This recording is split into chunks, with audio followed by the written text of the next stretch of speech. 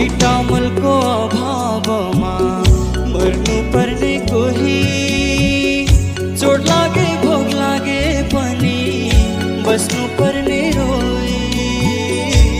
हजुरा दुई चढी स्कुल जान्छन्